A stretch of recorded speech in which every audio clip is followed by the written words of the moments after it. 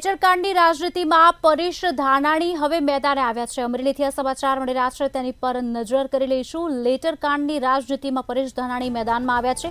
પૂર્વ વિપક્ષ નેતા પરેશ ધાનાણીએ પ્રેસ કોન્ફરન્સ યોજી। પરેશ ધાનાણીએ પીડિત યુવતીને ન્યાય આપવા માટે માંગ કરી, ત્યારે બનાવટી લેટરકાંડમાં ફસાયેલી યુવતી નિર્દોષ હોવાની વાત કરી છે। પીડિત યુવતીને પોલીસે 16 કલાક ગેરકાયદે ગોંધી રાખી છે, નિવેદન આવ્યું છે તેમનું। યુવતીને ઢોર માર પણ મારવામાં આવ્યો છે।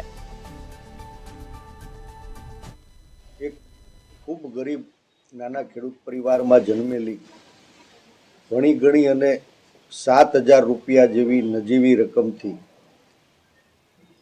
ખાનગી કંપનીમાં નોકરી કરનારી દીકરી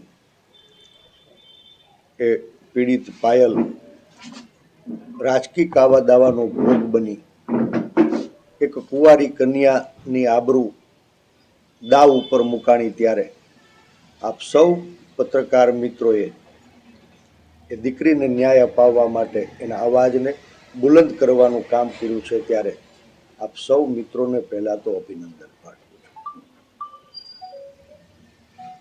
દીકરી એ ગુજરાતની દીકરી છે।